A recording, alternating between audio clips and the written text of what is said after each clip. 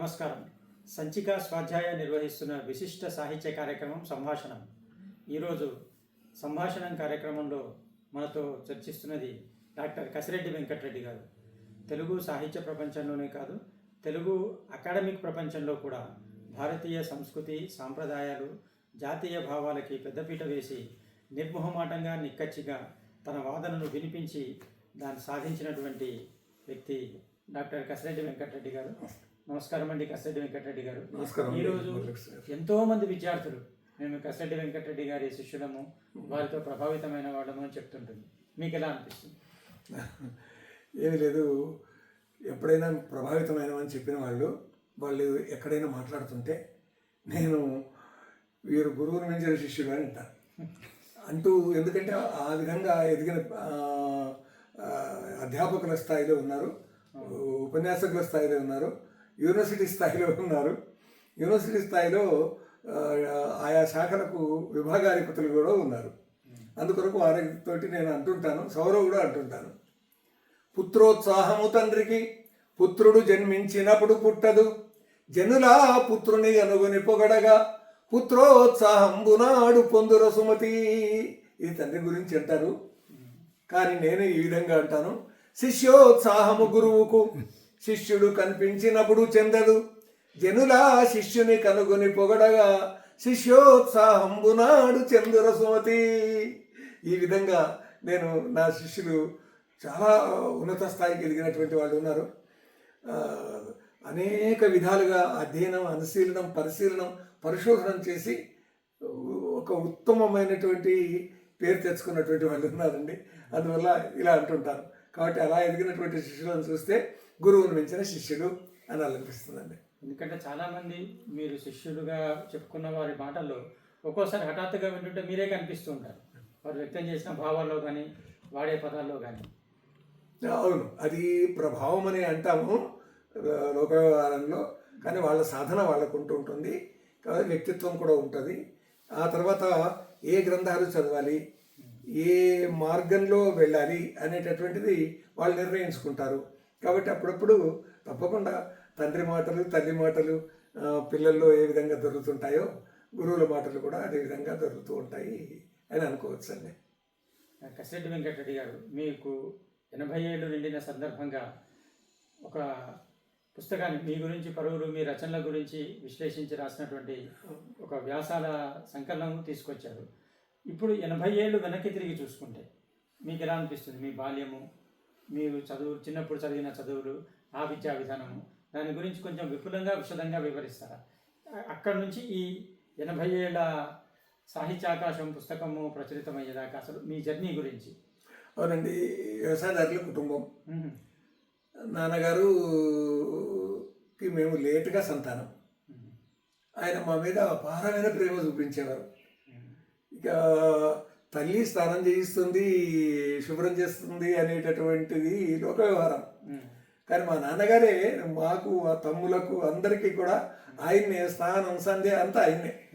అలా చేస్తూ చేస్తూ నాకు 3 సంవత్సరాల వయసు ఉందో లేదో, అప్పటి నుంచే మా తొడ మీద కూర్చోబెట్టుకొని రామరామయన్న రారాదు పాపంబు, రామరామయన్న రాదు భయము, రామరామయన్న రారాదు మృత్యువు, రామనామమృత రాశి యగును అని ఇలా వారు చెప్తుండేవారు.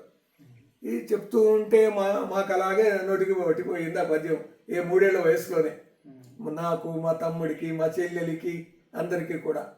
నాకంటే తమ్ముడు 7 ఏడాది మీద 3 నెలలు చిన్నవాడు.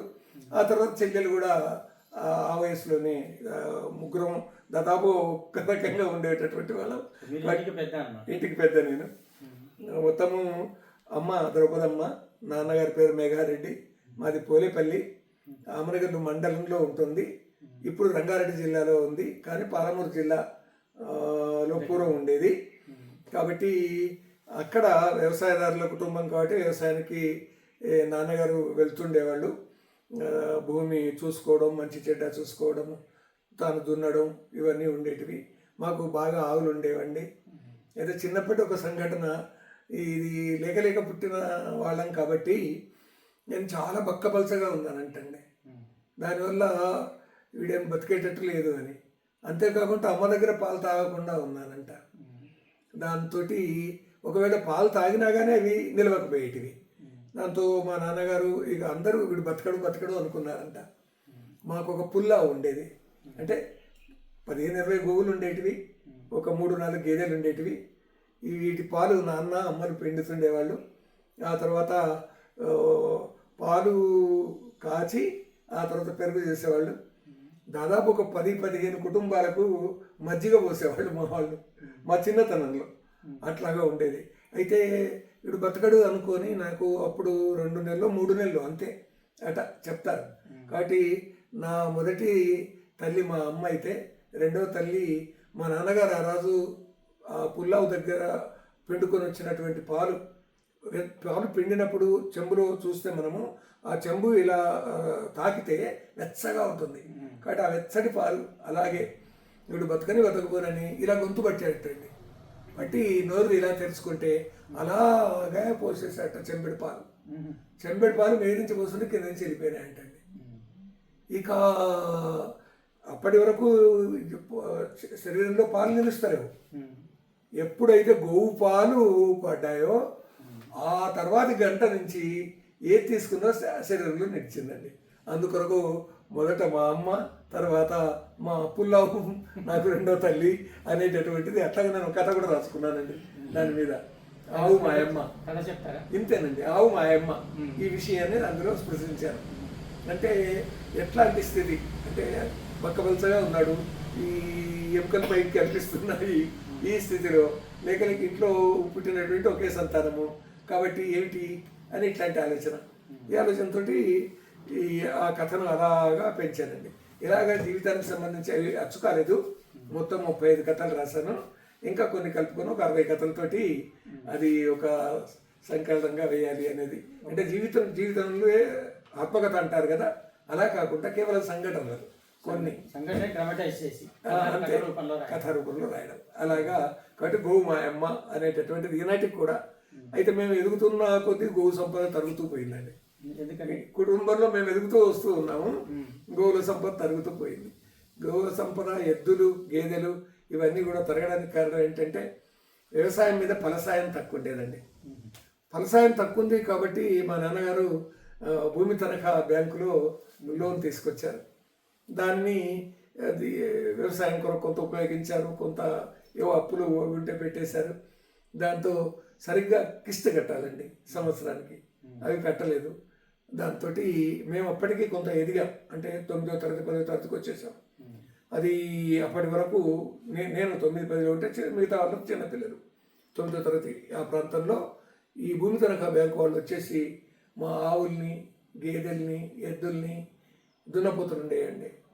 దాదాపుగా 10 వీటిని తీసుకొని పోయి వేలం వేసేస్తారండి. అది దాంట్లో భాగంగా ఆవుల సంపద పోయింది, అంతా పోయింది. ఏవో 2-3 మిగిలిపోయినాయి చివరికి. అట్లాగే జరిగిందండి.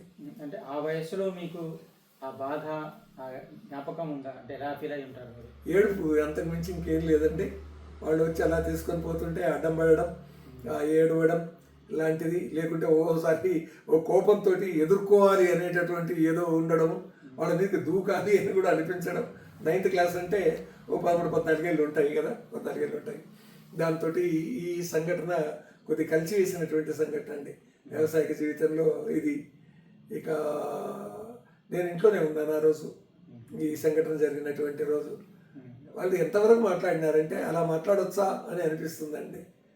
ఈ మా ఇంటి తలుపులు పీకేశారండి. అంటే ప్రధాన ద్వారం తలుపులు తీసి ఆ తలుపులు వేసుకొని పోయేటట్టుగా పీకేశారు. అంటే అలా పీకేయొద్దండి, మీకేం హక్కు ఉంది అనేటటువంటి విధంగా ఏదో చిన్న నోట ఓ మాట అంటే, మా ఈ ఇంట్లో ఎవరి మీదనైనా చేయి వేసే హక్కు మాకుంది అన్నాడండి ఒకడు అందులో. ఆ రకంగా అనేవరకల్లా నాన్నగా మాకు 2 అమ్మలండి. ఒక అమ్మకి సంతానం లేదు, ఒక అమ్మ ఎదురుగానే ఉన్నది. ఆ విధంగా అనే వరకు నాకు కొద్ది కోపం బాగా వచ్చిందండి. అక్కడ గొడ్డలి ఉంది, అది తీసుకుపోయి అర్థ పట్టుకున్నాను. అది అది బాల్యంలో ఒక కోపంతో వచ్చినటువంటిదే అది. వెంబడే మా అమ్మ వచ్చి నన్ను దగ్గర పట్టుకుంది. ఇక దాంతో ఆ సంఘటన నా జీవితంలో చాలా కలిసి వేసిందండి. ఏ సంవత్సరంలో జరిగిందండి? 1962. 62. 63లో నాది హెచ్ఎస్సి అండి. ఇది 62వ సంవత్సరంలో జరిగింది. అంటే మీ బాల్యంలో మీ చదువు ఎలా సాగింది? ఇప్పుడు పల్లెటూరు చెప్పాలండి. ఇది అంటే అంతవరకు ఒక మనం కొద్ది దూకి చెప్పినట్టు అయింది. కానీ అంటే ఈ సంఘటన ఇప్పటికి కూడా మిమ్మల్ని ఎలా కలిసి వేస్తుంది అనేది నిరూపిస్తుంది. అవునండి. అలాగా అయితే మా ఊళ్ళో ఆ కాలంలో ఒక ముస్లిం పంతులు ఒక్కడే ఉండేవాడండి. పోలేపల్లి మా ఊరు. ఆమనగల్లు ఇప్పుడు మండల కేంద్రం. అది ఆమనగల్లు నుంచి ఆ పోలేపల్లికి దాదాపుగా ఒక 7 కిలోమీటర్లు ఉంటుందండి. అక్కడికి ఈ ఏకోపాధ్యాయ పాఠశాల ఆయన ఉండేవాడు. మేము వెళ్ళి కూర్చుంటే మేము 1వ తరగతి 2వ తరగతి ఆయన దగ్గర చదువుకున్నాము. ఆ తర్వాత ఈ ఊళ్ళో చదువు బాగా రాదు అని అది ఇక్కడ 3వ తరగతి ఎంతో ఉండింది అంతే, ఒకే అధ్యాపకుడు కాబట్టి. మా మేనమామ గారు ఊరు ఉండేది మాడుగుల, పెద్ద గ్రామము. అక్కడ ప్రాథమిక ఉన్నత పాఠశాల ఉంది. అందుకొరకు మా మేనమామ గారింటికి నన్ను మా తమ్ముడిని పంపించారు. అక్కడ మేము 3వ తరగతిలో నేను, 2వ తరగతిలో మా తమ్ముడు చేరాము. 3, 4, 5 5వ తరగతి వరకు ప్రాథమిక పాఠశాల. 3 సంవత్సరాలు అక్కడే చదువుకున్నాం. అక్కడ చదువుకున్నటువంటి కాలంలో పెద్ద పాఠశాల, ఊరు చాలా పెద్దది. మా మేనమామ గారింట్లో ఉండడము, కానక కన్న సంతానం అన్నటువంటి ప్రేమతోటి మా అమ్మమ్మ గారు అపూర్వమైన ప్రేమ చూపించేవారు. మా అమ్మమ్మ 104 సంవత్సరాలు బతికిన అమ్మమ్మని. కాబట్టి అంటే ఆ తర్వాత చాలా కాలం ఆమె ఉండింది. మేము పెద్దవాళ్ళమై ఉద్యోగాలకు వచ్చేంత వరకు కూడా. కాబట్టి అలాగా అక్కడ మేము బాగా చదువుకోవడమే కాకుండా వాళ్ళది సమష్టి కుటుంబం. 3 మేనమామలు, మా అమ్మతో 7 అక్క చెల్లెళ్ళు వాళ్ళు. మా అమ్మ అందులో 2వ ఆమె. అంటే అందరి పెళ్ళిళ్ళు దాదాపుగా అయినాయి మేము అక్కడ చేరే వరకల్లా. ఒక చిన్నమ్మ ఒక్క మాత్రం ఉండేది. మమ్మల్ని మాకు స్నానాలు చేయించడం, బట్టలు వేయడము చిన్నమ్మ. ఆమె ఈ విధమైనటువంటి అనుభవాలు ఉన్నాయండి ఆ ఊళ్ళో. పాఠశాలలో చదువు ఎలా ఉండేదండి? చాలా బాగుండేదండి. అక్కడ నారాయణ రెడ్డి గారని ప్రధానోపాధ్యాయులు ఉండేవారు. మరొక రఘుపతి రెడ్డి గారని ఆయన మాకు దిద్ద పెట్టించే దగ్గర నుంచి అన్ని పనులు ఆయన చేసేవాడు. మా మేనమామ గారి ఇంటి పక్క ఇల్లు ఆయనది. ఆయన సాయంకాలం పూట వచ్చి మేము చదువుతున్నామని మేము చూసి ఇలా చదువుకోవాలని చెప్తూ ఉండేవాడండి. మేము గట్టిగా చదవండి, వాచకం బాగుంటాయి, దానివల్ల శబ్దం స్పష్టంగా వస్తుంది అనేది. అప్పుడు మాకు ఇవన్నీ తెలియవు, ఇవాళ ఇలా అనుకుంటున్నాం. కాబట్టి నోరెత్తి చదివినట్టయితే బాగుంటుంది అనేటటువంటి విధంగా ఆయన అనేవారు. అంతేకాకుండా కొన్ని విషయాలు చెప్పాలండి. మా ఊళ్ళో ఉన్నప్పుడే, ఇక్కడికి రాకముందే మా నాన్నగారు అధ్యాపకులు ఇలా చెప్తారని ఒక మాట అనేవారు. ఏమిటదేనంటే, తేరా పలకా బలపము ఈరా అయవారి చేతికింపొలరంగా పోరా భోజన వేళ్లకు రారా పద్యాలు చదువ రాజకుమారా. ఇది ఇలా ఉండేదండి. కాబట్టి ఇది అటాగా మేము మర్చిపోయేవాళ్ళం. ప్రతి విద్యార్థి రాజకుమారుడే. అంతే, రాజకుమారుడే. నేను కొద్ది ఈ స్థాయికి వచ్చి అక్కడక్కడ ఉపన్యాసాలు ఇస్తుంటే ఒక కాలేజీలో ఒక అమ్మాయి ఎప్పుడు రాజకుమారు సార్ అని ఎదురుగా అడిగింది అందరిలో. లే అమ్మా, ఇలా చెప్పుకుందాం మరి. తేవే పలకా బలపము ఈవే అయవారి చేతికింపలరంగా పోవే భోజన వేళ్లకు రావే పద్యాలు చదువ రాజకుమారి. ఎంత చప్పట్లు కొట్టారో ఆ కళాశాల వాళ్ళందరూ.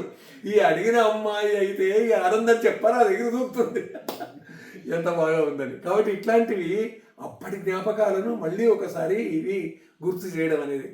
అంతేకాకుండా ఎలా వెళ్ళాలి చదువు కొరకు అనేటటువంటిది కూడా ఉందండి. ఒక మంచి పద్యం ఆ చిన్నతనంలోనే నాన్నగారు చెప్పింది, లేకుంటే ఆ ఊళ్ళో అప్పుడప్పుడు పంతులు మారేవారండి. ఏ పంతులు చెప్పాడో కానీ గుర్తులేదు. కానీ చిన్న చెంబుతోటి శ్రీకాయ ఉదకంబు అవ్వ నాకు ఇంత బువ్వ పెట్టు, బువ్వలేదు కొడుక బుద్ధిమంతుడవైతే చల్ల తాగిపోర చదువుకోరా. చదువు మీద ఎంత ప్రేమ కలిగించారో ఏమిటో. నేను దీన్ని ఈ మధ్య కాలంలో, లేకుంటే ఆయా ప్రభుత్వాల కాలంలో ఎక్కడైనా ఒక పాఠశాలలో చెప్పాల్సి వస్తే, లేదా విద్య గురించి చెప్పాల్సి వస్తే, ప్రస్తుత పరిస్థితులు మారిపోయినాయి. పాలు అమ్ముకుంటున్నారు, పెరుగు అమ్ముకుంటున్నారు, చల్ల కూడా అమ్ముకుంటున్నారు, కానీ ప్యాకెట్లు కొనుక్కుంటున్నారు, సారా ప్యాకెట్లు. ఇప్పుడు దీన్ని ఎట్లా మార్చుకోవాల్సిన పరిస్థితి వస్తుందని చెప్తానండి. దీన్ని సారరాగిపోర చదువుకోరా, చల్లరాగిపోర చదువుకోరా అంటే ప్రస్తుత వాతావరణం బాగా ఒకప్పుడు, ఇప్పుడు అంతగా కొంచెం తగ్గిందేమో కానీ ప్యాకెట్లకు మారగా సీసాలు వచ్చినాయేమో, ఇప్పుడు అది మార్పు అది రావచ్చు. కానీ సారా ప్యాకెట్లు వచ్చేసి ఒక గత 10-15 సంవత్సరాల క్రితం నుంచి ఈ పరిస్థితి వచ్చేసింది. కాబట్టి సారరాగిపోరా చదువుకోరా అంటే అందరూ కూడా ఇలాంటి వాతావరణం వచ్చేసింది కదా అని అనుకునే స్థితి ఏర్పడేది. కాబట్టి అప్పటి జ్ఞాపకాలన్నీ మనం ఏం గుర్తుపెట్టుకున్నామో అవన్నీ అప్పటిది అన్వయించుకునేటటువంటి ఒక అవకాశం చిక్కేది. కాబట్టి ఇవన్నీ కూడా మా ఊళ్ళో జరిగినవే. అంటే మా మేనమ్మ గారి ఊళ్ళో చదువుకున్న మాడుగుల పెద్ద గ్రామం అండి, అది చాలా ప్రసిద్ధి పొందినటువంటి గ్రామం. ఇప్పుడు అది మండల కేంద్రం, అది మాడుగా కూడా ఒక మండలంగా ఉంది. మీరు ఇంటికి పెద్ద లేక కలిగారు, మరి గారాబం వల్ల స్కూల్కి వెళ్ళాలని మారాన్ చేయటము అటువంటిది ఏం లేదా? ఏది లేదండి, ఎందుకొనకంటే నేర్చుకోవాలి అంతే. నాన్నగారికి కొంత ఉర్దూ వచ్చు, ఆయన కొంతకాలం పోలీస్ పటేల్ పని కూడా చేశాడు ఊళ్ళో. పటేల్ గిరి అంటాను చూడండి, పోలీస్ పటేల్, మాలి పటేల్, పట్వారి అని గ్రామోద్యోగులు. ఈ విధంగా పూర్వం నిజాం కాలం నుంచి వచ్చినటువంటి వ్యవస్థ అట్లాగే కొంతకాలం నడిచింది. కాబట్టి ఆయన కొంత ఉర్దూ వచ్చేది, మాకు కూడా అలిఫ్ బే తే టే సే జీమ్ సీమ్ హాయ్ హాయల్ అని ఇలాంటివి నేర్పించాయండి చిన్నప్పుడే. కానీ అవి వంటబట్టలేదు, వెళ్ళిపోయినాయి. అందువల్ల ఎక్కడో మారం చేసే పరిస్థితి ఏమీ లేదు. చదువుకోవడం ముఖ్యం అన్నది ఒకటి ఉన్నది మనసులో. కాబట్టి నేను మా తమ్ముడు ఇద్దరం కూడా ఆ విధంగా మేనమ్మ గారి ఇంటి దగ్గర చదువుకున్నామండి. నారాయణ రెడ్డి హెడ్ మాస్టర్ గారు కానీ, వీరు కానీ, రఘుపతి రెడ్డి గారు కానీ బాగా మా మీద ముద్ర వేశారు. పాఠశాలకు తప్పకుండా వెళ్ళడం, చేయికి ఒక సంచి వేసుకునే వాళ్ళం అండి. ఆ సంచిలో ఓ పలక ఉండేది, బల్బం ఉండేది, ఆ తర్వాత 1-2 పుస్తకాలు ఉండేటివి. ఆ విధంగా ఇంకొక విషయం అండి, మా మేనమామ గారి ఇంట్లో అందరు ఆడపిల్లలే, మగపిల్లలు లేరు, 3 మేనమామలు. అందులో ఒక మేనమామ గారు ఎప్పుడూ ఆయన వ్యవసాయ క్షేత్రంలోనే ఉండేవాడు. అక్కడ బావి ఉండేది, ఆ బావి చూసుకునేవాడు. అప్పుడు ఇంకా ఈ కరెంటు మోటార్లు కానీ ఇవి రాలేదండి, ఆయిల్ ఇంజన్ కూడా రాలేదు అప్పటికి. చేదబావులు, దిగుడు బావులు. ఈ దిగుడు బావులు ఏవైతే ఉంటాయో అవేమో మూట కొట్టి నీళ్లు తీసి పారబెట్టడం. కాబట్టి ఒక మేనమామ అక్కడనే ఉండేవారు. కాబట్టి అక్కడనే ఈ మా మేనమామలకు ఆవులు, గేదెలు ఉండేటివి. అవి పాలిచ్చేవి. దాదాపు 2.5 కిలోమీటర్ల దూరం ఉండేది ఊరి నుంచి బావి.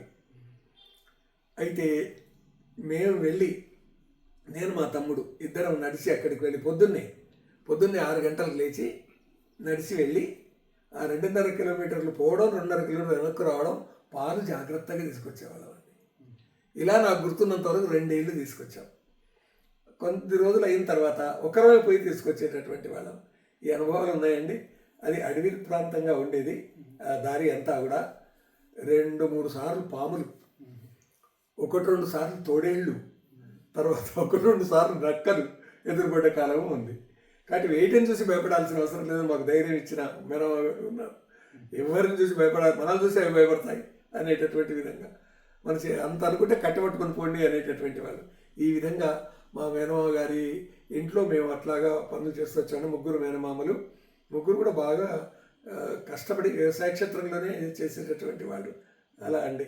కాబట్టి అది చాలా గొప్ప అనుభవం. ఎందుకంటే సీతాఫలాల చెట్ల మధ్య నుంచి వెళ్ళిపోతుండడం, అందులో నుంచి పక్షులు రకరకాలుగా కనిపిస్తుండడము, కాకులు ఎగురుతుండడం, చిలుకలు ఉండడం, పావురాలు ఉండడము, వీటన్నింటి మధ్య అలా నడుస్తూ పోతూ ఉండడం, ఇదొక గొప్ప అనుభవం. అంతేకాకుండా మాకు శక్తి వచ్చింది, కాళ్ళకి గట్టిగా శక్తి వచ్చింది అని అనుకునేవాళ్ళం. నేను మా తమ్ముడు కొద్దిగా ఎదిగిన తర్వాత, అంటే మేనమామ వాళ్ళు ఇంత పని చెప్పొచ్చా అని అంటే ఎవరన్నా ఉండేసి, మరి ఇంత పని చేస్తే కదా రేపట్టాడు పిల్లనిచ్చేది. ఎవరన్నా వదినలు, అత్తరు వాళ్ళు జోక్ చేసేటటువంటి వాళ్ళు అప్పుడప్పుడు, మీరు ఇంత పని చేస్తే కదా మరి మీరు శక్తి తెలిసి వచ్చేది అనేటటువంటి విధంగా అనేటటువంటి వాళ్ళు. ఇప్పుడు ఆ పల్లెటూరు వాతావరణం గడపటం వల్ల మీ బాల్యము మీకు జానపదాల మీద ఆసక్తి కలిగింది అంటారు. భవిష్యత్తులో మీరు వాటిలో పుస్తకాలు కూడా రాశారు, రీసెర్చ్ కూడా చేశారనుకుంటారు. అవునండి. ఎందుకంటే ఇప్పుడు ఈ పల్లెటూరు వాతావరణంలో ఉన్నప్పుడు ఇవన్నీ వినడం, వింటూ ఎంత అంటే నేను 8వ తరగతిలో ఉండగా ఇదే మేనమామ గారి ఊరికి వెళ్ళాను. వెళితే అందరు అమ్మాయిలు అక్కడ 8వ తరగతి అంటే దాదాపు 13 ఏళ్ళు ఉంటుంది. వెళ్ళాను. అందరూ బతుకమ్మకు చుట్టూరా నిలబడ్డారు. ఒకరు పాట చెప్పడం లేదు, అప్పటికే నాకు ఏ దేశం ఎగినా ఎందుకు కాలిడినా రాయపురం సుబ్బారావు గారిది ఇది నోటికి వచ్చండి. దాంతో ఓ పిల్లగా పాట చెప్పు, ఓ అమ్మాయి అన్నది. ఇట్లా అంటే ఆ వరుసకు అందరూ కూడా వాళ్ళు మరదళ్ళు, ఆ ఊరు వాళ్ళ కుటుంబాలు అట్లాంటివి. కల్లా నేను చెప్పేశానండి. ఏ దేశం ఎగినా ఉయ్యాలో, ఎందు కాలిడిన ఉయ్యాలో, ఏ పీఠం ఎక్కినా ఉయ్యాలో, ఎవ్వారే మనిన ఉయ్యాలో, పొగడరాని తల్లి ఉయ్యాలో, భూమి భారతిని ఉయ్యాలో. ఈ విధంగా పాటను విరిచేసి మధ్యకు ఉయ్యాలో అని చెప్పడం మొదలుపెట్టేశారు. శ్రీరామ జయ రామ వలలో, శ్రీ సీతారామ వలలో, ఆ రామ ఇది ఏమీ వలలో, అయోధ్య రామ వలలో. 8-9 తరగతుల్లోనే ఈ విధంగా పాటను ఇట్లా మార్చుకునేది. అది ద్విపద అని కానీ, ద్విపదను మధ్యకు విరిస్తే ఉయ్యాల పాట అవుతుందని కానీ అప్పటికి తెలియదండి. పరిశోధనలోకి వచ్చినాక భలే విరుచుకున్నారు పాటను. దానిని ఇట్లా చెప్పే వాళ్ళు పాడారు బాగా. అదేవిధంగా అది మనకు వచ్చినంత చెప్పాము. దాన్ని మాటి రిపీట్ చేస్తే ఈ పిల్లగాడికి ఇది ఒక్కటే వస్తుంది, ఇంకోటి ఏమి రాదు ఇలా అన్నటువంటి వాళ్ళు ఉన్నారండి. కాబట్టి ఈ ప్రభావం అంటే ఊళ్ళో వాళ్ళు పాడుతున్నటువంటి వాటి ప్రభావం బాగా పడింది. ఎంత బాగా పడింది అని అంటే, నేను పరిశోధన చేయడానికి ముందే పొడుపు కథలు సేకరణ చేసుకోవడం, తర్వాత ఊళ్ళో పాడుతున్నటువంటి పాటలు రాసుకోవడం అనేది జరిగింది. అయితే ఇది హెచ్ఎస్సి అయిన తర్వాత రాసుకోవడం ఎక్కువగా చేశానండి. అది అంటే అప్పటి నుంచే మీరు అన్ని రాసుకునేవారు అనమాట? రాసుకునేది 10వ తరగతి నుంచి. 10వ తరగతి నుంచే. సో 10వ తరగతి అది ఎక్కడ చదివారు? 5వ తరగతి మా అడుగుల్లో పూర్తి అయిన తర్వాత ఇక అక్కడి నుంచి మాకు కల్వకుర్తి తాలూకా మాది. అంటే మా పోలేపల్లి గ్రామానికి కల్వకుర్తి తాలూకా. అక్కడికి నన్ను మొదట పంపించారు. 6వ తరగతి. పూటకూళ్ళ ఇంటిలో తినాలండి, ఆ పక్క గదిలో ఉండాలి. కిరాయికి తీసుకున్నామండి. అక్కడ గదిలో ఉంటూ వాళ్ళ ఇంట్లో వాళ్ళకు నెలకు ఇవ్వాల్సింది ఏదో ఇవ్వాలి, కొంత లెక్క ఉంది అక్కడ, దాని ప్రకారంగా ఇచ్చేటటువంటి వాళ్ళం. మా ఊరి నుంచి అక్కడికి రావడానికి 6 కిలోమీటర్లు నడిచి చెరుకూరు అని ఒక ఊరు ఉంది, అక్కడ సర్వీస్ వస్తుంది. బస్సులు లేవు ఇంకా అప్పటికి, ఈ ప్రభుత్వ బస్సుల సౌకర్యం లేదు, ప్రైవేట్ సర్వీసులు ఉన్నాయి. కల్వకుర్తి నుంచి హైదరాబాద్ వరకు నడిచే సర్వీసు. అది ఎక్కి కల్వకుర్తికి వచ్చేసి వాళ్ళ పూటకూళ్ళ ఇంట్లో ఉండి ఆ పక్కన ఒక గది తీసుకొని 2-3 కలిసి తీసుకున్నాము. 2వ సంవత్సరానికి మా తమ్ముడు వచ్చాడు కాబట్టి మేమిద్దరం కలిసి ప్రత్యేకంగా ఒక గది తీసుకున్నాం. ఆ కాలంలో ఎంతండి, 2 రూపాయలు 3 రూపాయలకు గది ఉండేది అంతే నెలకు. అక్కడ తిని ఇక్కడ చదువుకోవడం ఉండేది. వాళ్ళ ఇంట్లో కనీసం 20 మంది 30 మంది భోజనం చేసేవాడు. పర్వతాలు గారని ఆ కుటుంబంలో కిష్టమ్మ గారని చేతి దండం పెట్టుకోవాలి, మాకు వంట చేసి పెట్టేటువంటి వాళ్ళు, అద్భుతంగా వంట చేసి పెట్టేటటువంటి వాళ్ళు. వాళ్ళకి మేము ఇచ్చేది ఏది ఉన్నా కానీ 10-20 మంది వచ్చేసి తినేది. పొద్దున్నే జొన్న రొట్టెలు, ఆ తర్వాత మధ్యాహ్నం భోజనం, తర్వాత రాత్రికి మళ్ళీ భోజనం, ఇలా ఉండేదండి. ఇలా 11వ తరగతి వరకు అక్కడ గడిచిపోయింది. 6, 7, 8, 9, 10, 11 హెచ్ఎస్సి ఆ కాలంలో. అదండి మాకు పాఠాలు చెప్పేటటువంటి గురువులు కూడా యజ్ఞ నారాయణ శర్మ, యజ్ఞ రామయ్య గారు, తర్వాత ముకురాల రామారెడ్డి గారు అండి. ముకురాల రామారెడ్డి గారి ప్రభావం మా మీద బాగా పడింది. ఎంత బాగా పడింది అని అంటే, ఆయనలాగా చెప్పాలి. ఆయన కవిత్వం అప్పటికే కొంత ప్రచారంలో ఉంది. అంతేకాకుండా ఆయన అప్పటికే రచించినటువంటి దేవరకొండ దుర్గాన్ని గొంతెత్తి వినిపించేవారండి. ఆ ప్రభావం మా మీద పడుతూ ఉండేది. అంతేకాకుండా పుట్టగోచిలింగ పూలరంగ అని మకుటం పెట్టేసి ఆయన రాసిన పద్యాలు చెప్తుండేవారు. పుట్టగోచిలింగ పూలరంగ ఈ మకుటం పెట్టి. అయితే అవన్నీ దొరకలేదు. ఆ తర్వాత ఒక అమ్మాయి పిహెచ్డి చేసింది నిర్మల అని, దొరికిన కొన్ని పద్యాలను అందులో సూచించింది. అది 54 పద్యాలు, అంటే అర్ధశతకం రాసినట్టు గుర్తు, కానీ మొత్తము పద్యాలు ఆ పుస్తకం దొరకలేదు. ఏదో 10 పద్యాల వరకు దొరికి ఉంటాయి అంతే. కాబట్టి ఆయన ఒకరోజు, ఒరే ఆ శివునికి ఈ మీసం ఉంటుంది, ఈ విష్ణువుకు మీసం ఉండదు, కాబట్టి శివునికి మీసం ఉన్నా కానీ భిక్షాటన చేశాడు.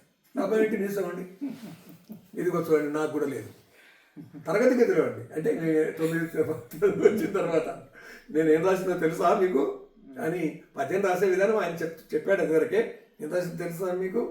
మూతి మీసముండి ముష్టెత్తు కొనలేదా, పేడి అయ్యు లక్ష్మి కూడలేదా, మీసముండినంత రోసాలు సాగునా, పుట్టగో చిలింగ పులరంగా. ఏం చెప్పాలి ముక్కరామారెడ్డి గారి ప్రభావం ఇట్లా మా మీద పడడం. ఇంకేమన్నా గుర్తున్నాయా మీకు అని చెప్పి? ఉంది. రామరామయన్న రాధా కడుపు నొప్పి, వామ వామయనుసు వామ దినక, మందులేక పుండు మాటల మానునా, పుట్టగోచిలింగ పూలరంగ. చాలా గడుసుగా ఉంటాయి ఆయన కొన్ని. ఈ మూడో పద్యం కొద్ది అబ్బో బాబోయ్ ఏమి రాసినాడు అనిపించేటట్టు ఉంటుంది. ఇది భాగ్యవంతురాలు బంగారు హారాలు చూపు టీవీ బయట దాపుగునక, నీకు కుచము విడిచి పక్కకెవడు చూచు, పుట్టగోచిలింగ పూలరంగ. ఆ గురువు గారి గడుస్తరం ఇందులో బాగా కనిపిస్తుంది. ఆయన గొప్ప ధని సిద్ధాంతం తెలిసినటువంటి వ్యక్తి. అంతేకాకుండా ఆధునిక ఆంధ్ర కవిత్వ ఆదర్శాల మీద పిహెచ్డి చేసినటువంటి ఆయన ఎంఏ తెలుగు చేశారు. తాను రాసిన దేవరకొండ దుర్గాన్ని శ్రీనారాయణ రెడ్డి గారికి అంకితం ఇచ్చాడు. అప్పుడు అంకిత పద్యం అవి కూడా చెప్తూ ఉండేవారు. నన్నయ నాటి నుండి నారాయణ రెడ్డి దాకయను, నానుడి మ్రోగద తెలుగునాడులను అని అందులో ఆయనకు అంకితం ఇస్తూ ఆ పద్యం రాశాడు. మన ప్రాచీన వైభవం ఎంత గొప్పగా ఈ దేవరకొండ కోట వల్ల కనిపిస్తుందని ఆయన చెప్పింది. మేఘదూతం కూడా అనువాదం చేశాడు ఆయన. మేఘదూతం అనువాదం చేస్తూ మాకు వినిపించాడు కూడా. అనువాదం చేస్తూ ఆయన నాకు ఇది సాధ్యం అవుతుందా, కవికుల గురు మహాకవి కాళిదాస జయ నమో నమ జగజ్జన మనోల్లాస. 11వ తరగతిలో మాకు ఇది తెలియడము. ఆ తర్వాత నేను ధారణ చేసి ఉండొచ్చు. అప్పుడు మాకు అంత అర్థం కాకపోవచ్చు కాళిదాసు కానీ దాన్ని అలా అనువాదం వస్తుందని. కానీ కవికుల గురు మహాకవి కాళిదాస జయ నమో నమ జగజ్జన మనోల్లాస, మెరుపులను చిందు నీ మేఘమును అనువాద సరళించదలంచి శాసించితి గాని, విశ్వమోహనమైన విరహ గీతము నీది ఆంధ్రితో నే శాంతమాలపించుట ఎట్లు, అయిన సరసులు చూపు అభిమానముల కలిమి అత్తరుల మాసరల అంటి చూపిన ఎట్లు, పూల గుమగుమ పిల్ల గాలి మోసిన ఎట్లు, హిమగిరిని వెండి తెరకెత్తి చూపిన ఎట్లు. నేను ఈ పని చేస్తున్నాను కవికుల గురు మహాకవి కాళిదాస అని ఇలా ఇదే శైలిలో మేఘదూతాన్ని అనువాదం చేశాడండి. ఇప్పుడు అది లభ్యమా అండి? అది లభ్యమే. ఈ మధ్య కాలంలో తెలంగాణ సాహిత్య అకాడమీ వాళ్ళు వారి మీద దేవరకొండ దుర్గం వేశారు. ఇది కూడా అచ్చు వేశారని తెలిసిందండి. పాఠ పుస్తకాలు అయితే అక్కడక్కడ ఉన్నాయి. 2-3 సార్లు ప్రింట్ అయింది అది. ఆ శైలిలోనే ఒకటి బాగా గుర్తుందండి. బాగా గుర్తొచ్చేది మేఘమేమో ధూమంతో ఉన్నది గాలిలో లేచిపోయేది అనేది కదా. ఎంత సందర్భం కాబట్టి అది ఎంత గొప్ప అనువాదం చేశాడు అని అంటే, ధూమస్కే సలిల మరుతాం సన్నిపాతక్వమేఘ సందేశార్తాః క్వపడు కరణైః ప్రాణిభిః ప్రాపణీయాః యత్స ఉత్సుక్యాద పరిగణయన్ గుహ్యకస్తం యయాచే కామార్తా హి ప్రకృతి గుణాశ్చేతనాచేతనేషు. దీని అనువాదం మేము కొద్ది ఎదిగిన తర్వాత ఆ విషయాలు తెలిసిన తర్వాత కదిలించే అనువాదం అండి. ప్రేమేమి పిచ్చియో కామార్తుడగువాడు చెట్లతో సైతం చిరిమాటె మాటాడు, అగ్నిజల సంపత్తి ఆవిరుల రూపెత్తి పొడిగాలిలో తేలిపోవు పొగమబ్బేడ, మనసిచ్చు వారితో మాటిచ్చు వారితో సరివారితో పంపు సందేశమది ఏడ, అనివాడు కనబోడు తన తీవరానా కేలెత్తి అడుగుకొను నీలాంబరానా. ఆ ఎత్తుగడలోనే ఉందండి. ప్రేమేమి పిచ్చి ఒక మాట్లాడు చెట్లతో సైతము చెలిమాటే మాట్లాడు, ధూమజ్యోతి సలిల మరుతాం సన్నిపాతక్వమేగా. మందాక్రాంత వృత్తంలో కాళిదాసు గారిని సరిగ్గా అనువదించి తెలుగు నుడికారాన్ని చొప్పించి అందించిన మేఘదూతంగా చాలా కీర్తి ప్రఖ్యాతులు వచ్చాయి. ఆ మేఘదూత అనువాదానికి ఎందరో చేశారు అనువాదాలు. లక్ష్మీపతి శాస్త్రి గారు చేశారు, ఇంకా కొందరు చేశారు. రాయపల్లి సుబ్బారావు గారు చేశారు. రాయపల్లి సుబ్బారావు గారు వృత్తాలలో చేస్తూ ఆయన ప్రాస పాటించకుండా చేశారండి. అట్లాగా కాబట్టి మా గురువు గారి ప్రభావం చాలా ఉందండి. పుట్టపర్తి వారు కూడా చేసినట్టున్నారు కదా. అయితే అది మేఘదూత అనువాదం కాదు, మేఘదూతం పేరు అది, మేఘదూతం అనువాదం కాదు. ఆయన అనంతపూరు, గుత్తి అవి ఇవి అన్నింటినీ ఈ మేఘం చేత చెప్పిస్తున్నాడు. అంటే ఎక్కువగా రాయలసీమ వర్ణన ఉంటుంది అందులో ఆ మేఘతో. సో స్వతంత్ర కావ్యం అది. స్వతంత్ర కావ్యం పుట్టపర్తి వారిది. అది కూడా మాకు పాఠ్యాంశం ఉండేది ఒకప్పుడు. అయితే అక్కడ అలా చదువుకునేటటువంటి కాలంలో గురువుగారు రామారెడ్డి గారు మా చేత నాటకాలు వేయిస్తే నాటకాలలో 15 ఆగస్టు 26 జనవరి పాత్రలుగా వేయడం ఇలాంటివన్నీ ఉన్నాయండి. సో భువన విజయానికి అక్కడే తయారీ జరిగింది. నాటకాలు వారు పద్ధతిలో వారు వేశారు. ఎందుకంటే 1962 ప్రాంతంలో ఏదైనా దురాక్రమణ జరిగిందా దేశం మీద, చైనా దురాక్రమణ, దానిని ఆయన మా చేత ఒక బుర్రకథలాగా వేయించి ఆ దురాక్రమణ మీద మేము పాల్గొని చెప్పేటటువంటి విధంగా చేశారండి. కొద్ది బుర్రకథ శైలిలో ఉంటుంది అది. అలాగా ఎన్టీ రామయ్య గారు గొప్ప మాకు ఇటు తెలుగు చెప్పేవారు, తర్వాత సాంఘిక శాస్త్రం చెప్పేవారు. పణతుల రామచంద్రయ్య అనేవారు కూడా తెలుగు చెప్పేవారు. బుచ్చయ్య అని హిందీ పండితుడు అండి. దేశభక్తిని నింపేవాడు ఆయన మర్చిపోలేమండి మేము. అంత గొప్పగా హిందీ పాఠం చెప్తూ దేశభక్తి అందరిలో కలిగేట్టుగా చేసేవాడు. 8వ తరగతి 9వ తరగతిలో 10వ తరగతి వరకు ఇలా ఉండగా ఆ ఊరిలో ఒక గ్రంథాలయం ఉందండి, బ్రహ్మానంద గ్రంథాలయం అని. నేను చాలా పుస్తకాలు ఆ గ్రంథాలయం నుంచి తెచ్చుకుంటూ చదువుకుంటూ వెళ్ళేవాడిని. ఒక్కోసారి చివరికి ఆ గ్రంథాలయ అధికారి నాకు కవి గారు రండి రండి అని పిలిచేవాడు. నేను పుస్తకం తీసుకొని పోయి 100 పుస్తకాలు చదివానండి అక్కడ. అంతేకాకుండా మా స్నేహితుడు యాదగిరి అని ఉండేవారు. ఇల్లమ్మ రంగాపురం అని ఒక ఊరు ఉంది, ఆ ఊరు వాళ్ళది. వారి ఊరిలో మంచి లైబ్రరీ ఉండేది. మేము కలిసిపోయేవాళ్ళం, వాళ్ళ ఊరికి నడిచిపోయేవాళ్ళం. కల్వకుర్తి నుంచి రంగాపురం, ఇల్లమ్మ రంగాపురానికి. ఆ లైబ్రరీలో ఉన్న పుస్తకాలన్నీ చదివామండి. విచిత్రం ఏంటంటే 10th 11thలో కొవ్వలి నవల్స్ చదివేశామండి. కొవ్వలి లక్ష్మీనరసింహ శాస్త్రి 1000 నవలలు రాసిన మహాత్ముడు. అలాంటి ఆ నవలలు చదవడం వల్ల తర్వాత అదే సందర్భంలో విశ్వప్రసాద్ నవలలు చదివామండి. అంటే ఇవన్నీ కూడా డిటెక్టివ్, మిస్టరీ, సైంటిఫిక్ నావల్స్ ఇవన్నీ కూడా ఏది దొరికితే చదివేశాం. అది దాన్ని చదవడం వల్ల మనస్సు విస్తరించింది, వాటి ప్రభావం పడలేదంటే. ఎందుకంటే అవి ఎక్కడో తీసుకుపోతాయి నిజానికి. అవి చదవటం అలవాటు చేసుకోవడానికి మొదటి అడుగు. అవును, వేగంగా చదవటం, ఆసక్తిగా, కాన్సన్ట్రేషన్కి. అంతేనండి. అది ఈ పుస్తకాలు చదువుతూ ఉంటాము కాబట్టి అవి బాగా చదివేటటువంటి ఒక అవకాశం అట్లా వచ్చిందండి. మీరు అప్పుడే రాసేవారా? కవి గారు అన్నారు కదా లైబ్రరీ అనేవారు. ఏదన్నా అడిగితే చెప్పేవాడిని. ఈ పుస్తకంలో ఏముందని అడిగేవారు. అంటే ఊరికనే తెచ్చిస్తున్నారా లేకుంటే ఏమిటి అనే ఉద్దేశంతో అలా అడిగితే చెప్పేవాడిని. ఈలోగా మేమిద్దరం, తమ్ముడు నేను వంట చేసుకుంటూ ఉండేవాళ్ళం అండి. వేరే చోట గది తీసుకున్నాం, దాని పక్కకి యాదగిరి మిగతా మిత్రులు ఉండేవారు. అందరం కలిసి మేమిద్దరం వంట చేసుకునేవాళ్ళం. తమ్ముడు నాకంటే ఒక తరగతి తక్కువ, బాగా బలంగా ఉండేటటువంటి వాడు. మంచి కబడ్డీ ప్లేయర్ కూడా, వాలీబాల్ ప్లేయర్ కూడా తర్వాతి కాలంలో. ఆ తర్వాత ఇద్దరం వరుసగా ఎక్కడికి వెళ్ళగానే కలిసి వెళ్ళేటటువంటి వాళ్ళం. ఏడాది మీద 3 నెలలే మాకు తేడా కాబట్టి పెద్దగా తేడా ఉండకపోయేది. ఇద్దరం సమానంగా కనిపించేటటువంటి వాళ్ళం. అట్లాగండి అది. సో మీరు అప్పుడు హిందీ కూడా నేర్చుకున్నా అన్నారు. అప్పుడు హిందీ నేర్చుకోవడానికి ఎలాంటి విముఖత అటువంటిది ఏమీ లేదా? ఆ కాలంలో అసలు లేదండి. హిందీ మీద ప్రేమ.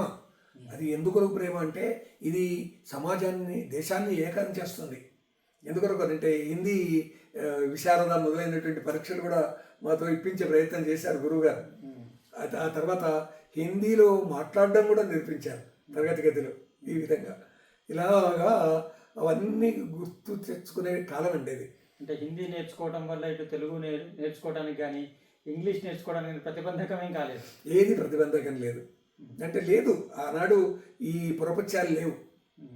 అంతేకాకుండా తరగతి గదిలో నేను అప్పటికే అపూర్వ శాస్త్ర శిరచ్ఛేద అపూర్వ చింతమని చదివాను. అది పురాణం పిచ్చయ్య శాస్త్రి రాసింది. 1000 తలాలు శిరస్సులు ఖండించిన అపూర్వ చింతామణి కొవ్వలి రాసింది. ఈ 2 చదివానండి అప్పటికే. నేను చదివితే 9వ తరగతిలో ఉన్నప్పుడు ఒకరోజు అధ్యాపకులు రాలేదు. ఆ గంట ఏం చేద్దాం, ఈయన ఏదైనా కథ అయిపోవానండి అన్నాను. నేను 1000 శిరస్సులు ఖండించిన అపూర్వ చింతామణి చెప్తా అన్నాను. నేను మొదలుపెట్టానండి. నేను చెప్తున్నానండి, 10 రోజులు సీరియల్గా చెప్పేశాను మొత్తం అపూర్వ చింతామణి. ఎందుకంటే నా పేరు కసిరెడ్డి, మా ఇంటి పేరండి కథల్ రెడ్డి. కాను ఒత్తుకా చేస్తే కథల్ రెడ్డి. కాబట్టి నాకు తరగతి గదిలో అందరిలో ఫస్ట్ వచ్చేటటువంటి దామోదర్ రెడ్డి డాక్టర్ ఆయన. ప్రజా క్లినిక్ అని కలకుర్తిలో పెట్టాడు. ఇప్పటికీ మంచి పేరున్న డాక్టర్ ఆయన. ఆ తర్వాత ఈ శిశుమందిర్ లాంటి విద్యాపీఠం మొదలైనటువంటి వాటిల్లో కూడా తాను సేవ చేశాడు తర్వాత కాలంలో. ఆయన మా తరగతి గదిలో అందరికంటే ఫస్ట్ ఉండేవాడు. దానికి కూడా స్వరద్రూపం బాగా దామోదర్ రెడ్డి అని పేరండి. కాబట్టి ఆయన మెచ్చుకునేవాడు, అందరూ మెచ్చుకునేవాడు. ఆయన మెచ్చుకున్నాడు అంటే ఏదో బహుమతి వచ్చినంత బాగా అనిపించేది. ఎందుకంటే తరగతిలో ఫస్ట్ ఉండేవాడు. అట్లాగే 11th వరకు కూడా అట్లాగే ఉన్నారండి. కాబట్టి ఆ విధంగా చెప్పేటటువంటి ఒక అవకాశం మనకు చిక్కింది. సీరియల్ కథ చెప్పడం, అది కూడా దాదాపు 700 పేజీల కథను 15 రోజులు చెప్పడం లాగా జరిగిందండి. రీటెల్లింగ్ టెక్నిక్ కూడా మీకు ఆ వయసులో అలవడిందండి. తర్వాత మరి పియూసీ అయిపోయిన తర్వాత అంటే ఇప్పుడు 10th క్లాస్ అయిన తర్వాత హెచ్ఎస్సి అండి. హెచ్ఎస్సి అయిన తర్వాత 1963 మార్చిలో పరీక్షలు రాశాను. సరే ఏప్రిల్లోనో లేకుంటే మేలోనో వస్తాయి. నాన్నగారు వ్యవసాయంలో, అంటే అప్పటికి ఆయన కొద్ది పెద్ద మనిషి అయినారు. వ్యవసాయం ఏదో నడుస్తున్నది. అది చాలీచాలని వ్యవసాయంలాగా ఉండేది. భూమి ఉండేది కానీ చాలీచాలని వ్యవసాయంలాగానే ఉండేది. పంటలు అంతంత మాత్రం ఉండేది. చౌట పొలాలు ఉండేవి. ఆ చౌట పొలానికి కావలసినటువంటి వ్యవహారం చేసే అవకాశం లేదు. దాన్ని బలం చేసేటటువంటి స్థితి కాలం అట్లాంటిది. మాకు ఆయిల్ ఇంజిన్ లేదు, కరెంటు మోటార్ లేవు ఊళ్ళో. కాబట్టి 63 హెచ్ఎస్సి అయిపోయిన తర్వాత నేను వ్యవసాయం చేయాలని నిర్ణయం తీసుకున్నాను. నా తర్వాత తమ్ముళ్ళు చదువుకొని మా నాన్నగారితో చెప్పేశాను, నేను వ్యవసాయంలోకి వచ్చేస్తాను. నాన్నగారు కూడా సంతోషంగా సరే అన్నారు. వ్యవసాయంలో స్థిరపడ్డది నిశ్చయం చేసుకున్నాను. 63 మార్చిలో పరీక్షలు అయిపోయిన తర్వాత ఏప్రిల్ నుంచి వ్యవసాయంలో వచ్చేసాను. వెళ్ళడం, చేను చిలక చూసుకోవడం, గుంటుక కొట్టడం అంటారు, అంటే భూమి చదనం చేసుకోవడం. అది మొట్టమొదటి ప్రారంభం. వచ్చినబడి అదే ప్రారంభం. అది అయిన తర్వాత మే, జూన్, జూలై మాసాలలో తొలకరలో విత్తనం వేస్తాం, అంటే జొన్న వేస్తాం. అంటే విత్తనం తట్టి జొన్న, ఇవన్నీ కూడా చూసుకోవడం ప్రారంభం చేసేసాను నేను. సెలవు ఉన్నప్పుడు ఆ తమ్ముడు కూడా తోడుగా ఉండేవాడు. కాబట్టి వాడు హెచ్ఎస్సీలోకి వెళ్ళాలి, 11వ తరగతిలోకి పోవాలి. నేను ఇక్కడ వ్యవసాయంలో ఉన్నానండి. ఈ 2 సంవత్సరాలు నా మీద ఎంత ప్రభావం వేసినాయంటే, ఒకవైపు జానపద ప్రభావం అండి. రాత్రిపూట 3 గంటలకు లేచి మూట కొట్టడానికి వెళ్ళేవాడిని. నాతో పాటు ఒక సక్రియ అని ఒక బంజారా అబ్బాయి, 14-15 ఏళ్ళ అబ్బాయి, 16 ఏళ్ళు ఉంటాడేమో ఆ అబ్బాయి. నేను కూడా దాదాపుగా 17-18. ఇద్దరము కలిసిపోయేవాళ్ళం. తర్వాత మాతో పాలు కట్టి మా భూమిలోనే దున్నుతూ వ్యవసాయ పాలుగాళ్ళు అంటారు, వాళ్ళు ఉండేవాళ్ళు. మొత్తం 3-4 మూటలు రాత్రిపూట 3 గంటలు లేచిపోయి తెల్లవారి 7 గంటల వరకు మూట సాగేదండి. 3 నుంచి 7 వరకు వెనకకు ఎద్దులు లాక్కుంటూ రావాలి. ఆ తర్వాత ముందుకు వెళ్ళాలి. ఆ సందర్భంలో పాటలు పాడదాం. అది జానపద ప్రభావం. అక్కడి నుంచి హాయిగా గుర్తున్నాయి. నీవు కొట్టే మూట కాడికి, ఇదేమిటంటే ఆ వెనకకు ఎద్దులు లాక్కొచ్చేటప్పుడు నీవు కొట్టే మూట కాడికి అన్నంత వరకు వచ్చి ఆగాలి. అక్కడ అంతవరకు ఈ రాగం తీయాలి. నీవు కొట్టే మూట కాడికి, నీవు కొట్టే మూట కాడికి నీళ్ళకంటారా నేనే వస్తే, నీళ్ళు లేవురా నీవు లేవు, సోరావాడా కళ్ళ నీళ్ళురా కడవ నిండే. ఈ కళ్ళ నీళ్ళురా కడవ నిండే అనేంత వరకు చివరికి నీళ్లు తొండ నుంచి వచ్చి బుక్క నుంచి పోసేస్తాయి. ఎంత గొప్ప ధ్వన్యత్వం ఉందంటే దీంట్లో. ఈ నిజానికి ఇది ఎవరు పాడుతున్నారు? ఈ మూట కొట్టేటటువంటి యువకుని యొక్క ప్రేయసి పాడుతుంది అనుకోవాలి.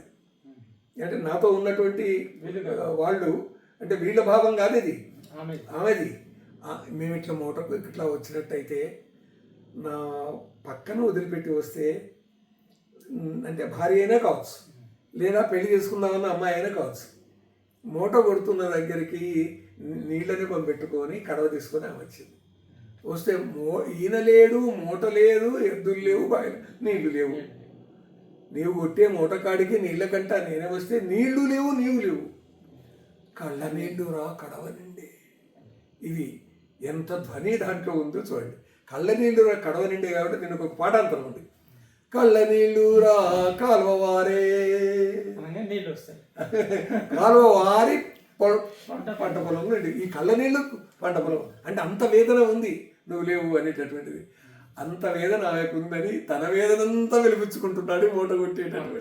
ఇంత రాత్రి నేను నా భార్యను వదిలిపెట్టి వస్తేనే ఎందుకంటే 2 గంటల 3 గంటల రాత్రి వచ్చి ఈ శ్రమలో ఉంటే ఇలాంటివి దాదాపుగా నేను ఈ పాలమూరు జిల్లా జానపద గేయాలనే పుస్తకం వేశాను. అందులో ఇప్పుడు చెప్పినటువంటివి ఒక 64 పాటలు అందులో ఉంటాయి. ఇంకొక పాట ఏదన్నా అవునండి. దీని స్టైల్లో కాకుండా వేరే స్టైల్లో కూడా దీన్ని పాడడానికి వేరు ఉంటుంది. దూరు చూడు దుమ్ము చూడు నా సామి దున్న పోతుల బారు చూడు, పాతకోట పడమటంగా నా సామి పడుచు పిల్లల బారు చూడు, సక్కన్ని సరిబండ మీనా నా సామి చెక్కదంచేసిన దానా, చెక్క వచ్చి చెంపదగిలే నా సామి చెప్పరా నీ దుఃఖం వచ్చే, కారేటి గైకుంట నీళ్ళు నా సామి కడవ నిండా ముంచుకొని, వారు చూపులు వాని మీనా నా సామి జోడు చేతులు బిందె మీనా. ఇలాంటివన్నీ కూడా పాడుతూ పాడుతూ ఇవన్నీ ధారణలో వచ్చేసినాయండి.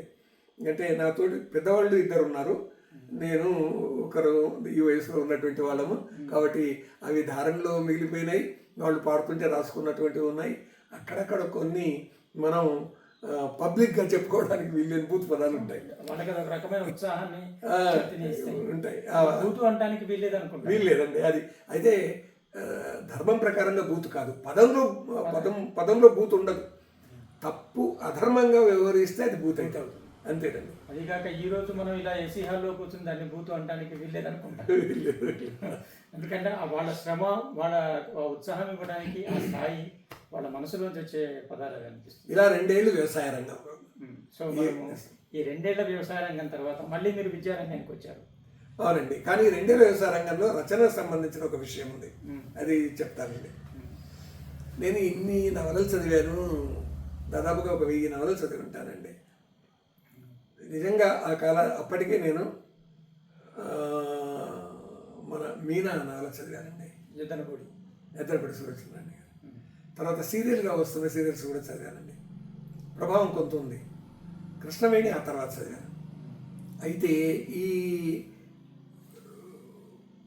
జగజ్జాడ అవి మొత్తము 16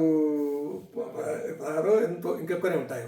తర్వాత మాయామయి, ఐంద్రజాలిక నవల 16 సంపుటాలు, అది కూడా చదివేశానండి. భయంకర అంటే ఆయన రాశాడు. ఇవన్నీ చదవడం వల్ల మనం ఏమన్నా రాస్తే ఎట్లుంటుంది అని మనసులో ఉండేది. అయితే ఇంట్లో పరిస్థితి ఏమిటి అని అంటే పాత కాగితాలు ఉండేటివి. ఇంట్లోనే ఇంక్ శాయి అంటారు, ఇంక్ తయారు చేసుకోవడం అనేది మా నాన్నగారు చేసేవారు. బియ్యం పొయ్యి మీద పెట్టి, పెంకు మీద పెట్టి, అవి బాగా కాలిన తర్వాత మసిమసి అయిన తర్వాత వాటిని అస్త్రకారి పట్టడం అంటారు. అది దాన్ని ఒక గిన్నెలో వేసుకొని తర్వాత దీపం మసి తీసి దీంట్లో వేసి బాగా చేసి ఇంక్ చేసేవాడు. తర్వాత కలం అది రాసుకోవడం, అలాగా కొన్ని రాశానండి. అలాగే నేను దాదాపుగా ఒక 48 రచనలు చేశానండి 2 ఏళ్లలో. ఈ 48 రచనలలో వాక్య నిర్మాణంలో లోపాలు ఉంటాయి, తర్వాత పదాల్లో లోపాలు ఉంటాయి, కానీ భావం ఉంటుంది. దాంతో 40 పేజీలు ఉండేటటువంటి ఒక 22 ఉంటాయి. ఇందులో 22 పైచిలకే ఉంటాయి. ఒక 20 కథలు ఉంటాయి. అదే 5-6 పేజీలు చొప్పున ఉండేటటువంటివి.